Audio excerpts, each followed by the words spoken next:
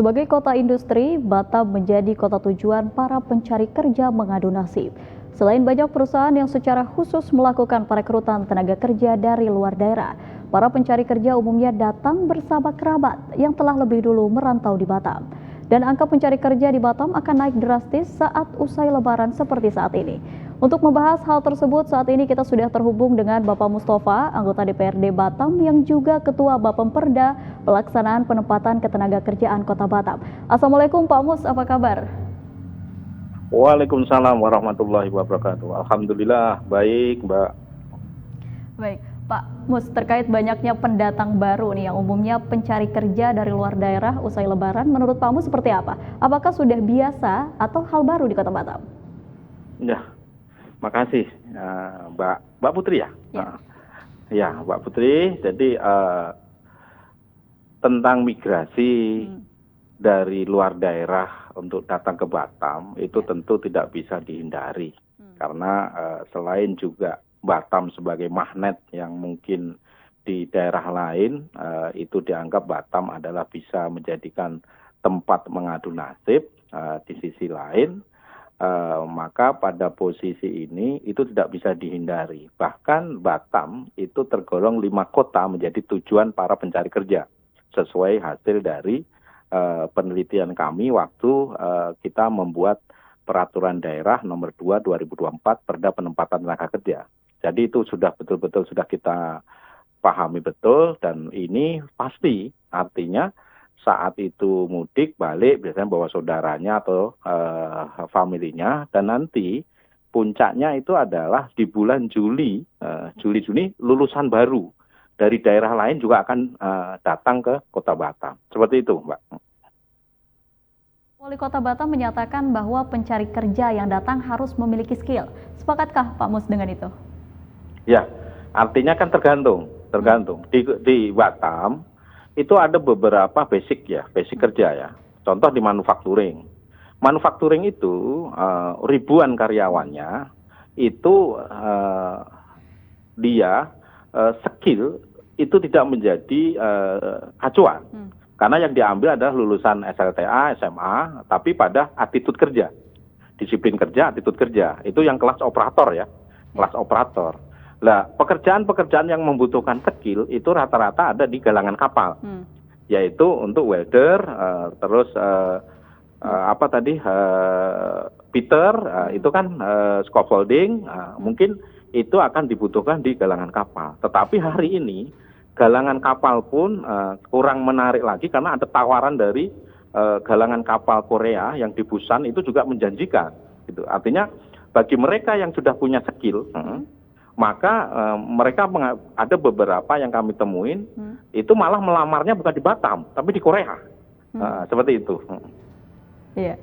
Artinya jika bidang itu memerlukan skill seperti apa yang memang diutamakan untuk para pencari kerja datang ke sini, Pak Mus? Ya. Jadi pada hari ini saya tidak membahas untuk yang datang ya. Batam sendiri punya PR. Bahwa Batam sendiri, angkatan kerja kita yang belum ditempatkan oleh daerah itu mencapai 10.000 lebih. Ya. Artinya pada posisi belum ditambahin dari migrasi yang tadi, apalagi dampak dari Lebaran ini. Kalau kita bicara pada posisi hari ini, maka apa sih skill apa yang diperlukan? Maka hari ini skill, kadang kan orang bicara skill, kerjaan yang membutuhkan skill itu juga nggak banyak penempatannya. Contoh untuk yang di galangan kapal sendiri untuk menkonnya itu hanya beberapa orang aja, yang banyak adalah subkonnya. Subkon itu kadang dia nggak butuh skill, yang penting dibayar murah, dia bekerja. Maka kalau bahasa skill ini kadang kami memahaminya agak timpang. Skill yang dimaksud yang di mana? Karena lowongan kerja hari ini perusahaan-perusahaan yang dia tidak membutuhkan skill, yang soft skill itu ya kayak operator semuanya, itu hanya 2 aja yang dibutuhkan, disiplin dengan attitude kerja. Itu aja. Tapi yang skill ini ada, tetapi pada posisi hari ini itu rata-rata itu yang dibutuhkan ada di galangan kapal, motorboat. Motorboat ini yang untuk pengeboran minyak ya. Kemarin saya tanya pada HR-nya yang dibutuhkan scaffolding.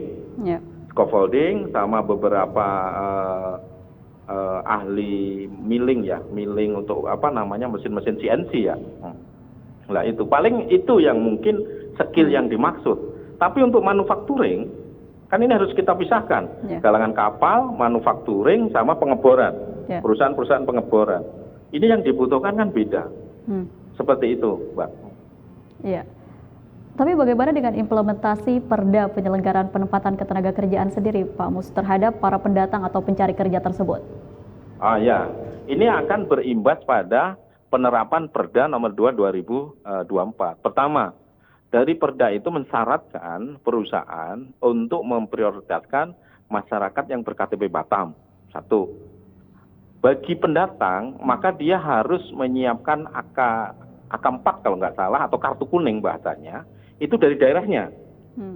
Tidak mencari dari daerah kita ya, dari Batam, supaya data tentang pengangguran itu masuk di daerah asal, bukan di daerah Batam, di kota Batam. Baru setelah dia tinggal 3 bulan kartu kuningnya mati, maka dia baru boleh mengajukan kartu kuning di kota Batam. Artinya dalam syarat prasyarat kerja di Perda nomor 2 itu tanpa mendiskriminasikan dari mana asalnya, tapi syarat pertama adalah berKTP Batam. Kedua, kalaupun tidak berKTP Batam, dia ada domisili. Nah, ini domisili ini, maka pada posisi ini tentu perusahaan dan Disnaker akan berkoordinasi untuk penempatannya. Tapi yang jelas kami berharap Perda ini KTP Batam menjadi salah satu acuan pertama untuk mengurangi beban pengangguran pemerintah Kota Batam itu sendiri. Ya, Pak Bos, jika pendatang atau pencari kerja terlalu banyak dan tidak ada batasan, apakah tidak ada kekhawatiran Pak Bos terkait pencari kerja anak tempatan sendiri? Oh ya jelas, artinya kan pada posisi ini persaingan tentu kan persaingan terbuka nih. Maka sebagai pemerintah daerah kita tentu bicara daerah. Kami akan berusaha bagaimana anak-anak daerah Kota Batam itu mendapatkan kesempatan porsi yang lebih besar tapi dengan kemampuan yang sama. Artinya pada posisi bersamaan maka perusahaan kami berharap dengan Perda itu lebih memprioritaskan masyarakat Kota Batam dengan syarat prasyarat tadi di Perda itu menyatakan ada KTP Batam. Terus kedua, kalaupun dia pendatang dia minimal sudah punya surat domisili dan tidak boleh lagi perusahaan dengan kondisi beban yang begitu berat, ada migrasi dengan ada lulusan-lulusan kita yang juga belum bekerja yang berKTP Batam, perusahaan mengambil dari daerah lain untuk didatangkan. Ini kan problem. Maka hari ini per Januari kemarin seluruh perusahaan dilarang khususnya soft skill untuk melakukan SPAK. Seperti itu, Mbak. Oke. Pak Bus, tapi jika boleh saya beropini nih, saat banyak pencari kerja yang tidak tertampung akan berpengaruh terhadap daerah, terutama laju inflasi dan juga pertumbuhan ekonomi Batam. Apakah Pak Bus sependapat? Oh ya jelas. Alasan apa yang paling mendasar? Jelasnya kan begini, satu, pada satu daerah apabila yang bekerja dengan yang tidak bekerja itu hampir sama atau bahkan penganggurannya akan lebih tinggi, maka pada posisi perputaran uang ini juga akan turun. Nah, saat perputaran uang itu turun, maka akan terjadi inflasi. Itu yang pertama. Kedua, tingkat kriminal akan tinggi. Orang kan butuh makan, nggak kerja, maka secara otomatis tingkat kriminal akan tinggi. Maka Batam sebagai magnet tempat banyak masyarakat berharap mengadu nasib di Batam. Maka Batam sendiri juga sudah menyiapkan aturan yang ada, jangan sampai Batam yang akan dicanangkan sebagai kota maju, modern, ini masyarakat kota Batam sendiri tidak bisa mengambil peran di situ. Karena ya suka nggak suka, banyak perusahaan juga mohon tanda kutip, kalau pimpinannya itu orang dari daerah mana, itu ngambil tenaga kerjanya daerah asalnya. Nah, ini nggak bisa dipungkiri, itu kita temukan di lapangan.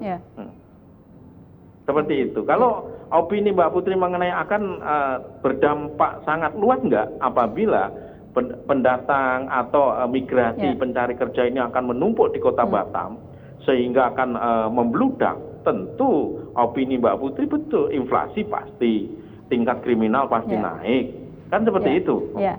Lalu Pak Pus, tindakan yang paling bijak yang dapat dilakukan pemerintah kota agar pendatang atau pencari kerja tidak menjadi kompetitor bagi tenaga kerja lokal sekaligus tidak menjadi beban pemerintah kota seperti apa Pak Pus? Ya, jadi kita juga pada posisi mereka semuanya adalah warga negara Republik Indonesia, punya hak yang sama untuk mendapatkan pekerjaan dimanapun tempatnya. Nah, ini klausul ini. Lah, daerah hanya pada posisi mengatur pada tingkat daerahnya untuk bagaimana masyarakat di Kota Batam itu, kami dengan aturan itu berharap bahwa perusahaan-perusahaan ini lebih pada orang-orang yang tinggal di Batam dan penduduk Kota Batam ini menjadi berat. Tapi pada saat bersamaan itu secara standar penilaiannya ini sama. Kami tidak memaksa perusahaan untuk, kenapa kami harus mengambil daerah, daerah juga secara skill kurang, enggak, kami enggak, skillnya sama, harus memilih dari daerah atau dari luar, ya tentunya kami berharap daerah. Terus bagaimana menyikapi yang datang? Ya tentu pemerintah Kota Batam yang hari ini juga mungkin investasi juga sesuai dengan laporan Kepala BP Batam, investasi masuk di Kota Batam, adalah kesempatan bagi warga di luar Batam yang migrasi untuk bisa mengadu nasib dan mendapatkan pekerjaan di Kota Batam. Jadi artinya makin bagus, makin banyak investasi yang ada di Kota Batam, maka makin banyak penempatan yang bisa kita tempatkan khususnya masyarakat Kota Batam dan nanti disupport oleh warga atau masyarakat migrasi dari daerah lain. Dan pemerintah Kota Batam tidak bisa menolak itu. Bagi masyarakat yang datang dari tempat lain untuk ke Batam mengadu nasib, karena sama kayak di DKI Jakarta. Bahkan sekarang migrasi itu hasil penelitian lebih banyak ke Batam daripada ke Jakarta. Baik. Iya. Baik Pak Mus, terima kasih atas waktunya Pak Mus. Oke, makasih Mbak Putri.